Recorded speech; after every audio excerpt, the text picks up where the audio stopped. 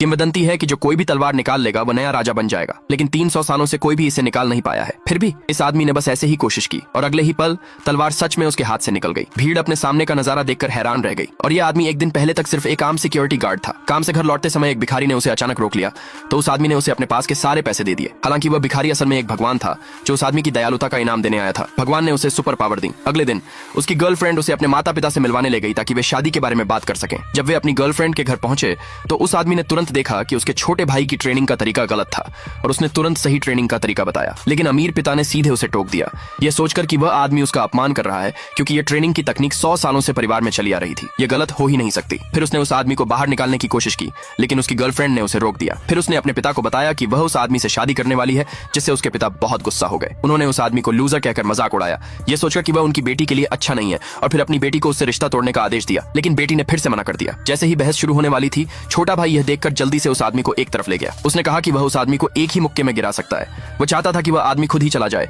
लेकिन उस आदमी ने भाई की ट्रेनिंग का मजाक उड़ाया कि वह बहुत ही बेसिक है। इसलिए भाई ने उस आदमी के साथ शर्त लगाई, वह उस आदमी द्वारा बताए गए ट्रेनिंग के तरीके को आजमाएगा। अगर यह काम नहीं करता तो वह आदमी खुद ही चला जाएगा। इसके उलट वह उस आदमी को अपने पिता की मंजूरी दिलाने में मदद करेगा। आदमी शर्त मान गया और अगले ही पल उसे सच में बहुत ज्यादा ताकत मिल गई। तो भाई ने सोचा कि वह आदमी कोई आम इंसान नहीं होगा और फिर उसने जोश में घुटनों के बल बैठकर उस आदमी से उसे अपना चेला बनाने की भीख मांगी। उसी पल पिता ने उन दोनों को बाहर बुलाया। पता चला कि उसकी गर्लफ्रेंड सुडिटर उसे जीतने के लिए आई थी। फिर उसने उस आदमी को चुनौती दी। दूसरे पार्ट के लिए कमेंट में यस लिखे।